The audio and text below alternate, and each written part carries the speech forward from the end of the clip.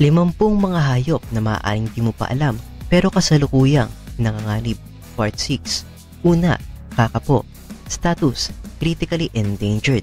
Ang kakapo ay isang uri ng parot na matatagpuan lamang sa New Zealand. Tinatayang may mas mababa pa sa 250 na lamang ang natitira. Kilala sila sa kanilang malaking katawan at pagiging flightless, ibig sabihin hindi sila makakalipad. Ang pangunahing banta sa kanila ay ang mga predatory species tulad ng mga daga at pusa na pinakawala sa kanilang mga isla. Ikalawa, Malayan tiger. Status: critically endangered. Ang Malayan tiger ay matatagpuan lamang sa mga kagubatan ng Peninsular Malaysia. Tinatayang may mga 200 na lamang ang natitira. Kilala sila sa kanilang malalaking katawan at makulay na dilaw na balahibo na may maitim na guhit. Ang pangunahing banta sa kanila ay ang illegal hunting at pagkasira ng kanilang kagubatan dahil sa human development. Ikatlo, North Atlantic right whale. Status: critically endangered. Ang North Atlantic right whale ay matatagpuan sa North Atlantic Ocean.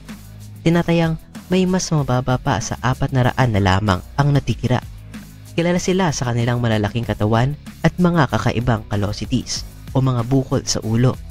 Ang pangunahing banta sa kanila ay ang ship strikes at pagkatrap sa mga fishing nets. Ikaapat, Philippine eagle. Status: critically endangered.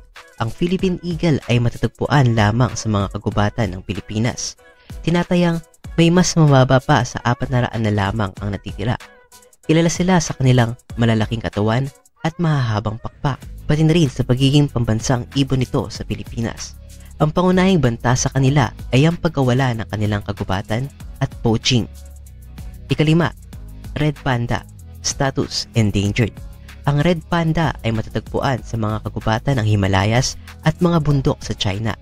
Tinatayang may mga 10,000 na lamang ang natitira. Kilala sila sa kanilang malambot na pulang balahibo at maliliit na katawan. Ang pangunahing banta sa kanila ay ang pagkawala ng tirahan, poaching, at pagkalat ng mga sakit. Ilan sa mga hayop na ito ang alam mo at ano ang pinaka nakakaantig sa'yo? Share your thoughts in the comments at huwag kalimutang mag-like at mag-subscribe. At abangan ang part 7 na 50 hayop na maaaring di mo pa alam pero kasalukuyang nanganganib.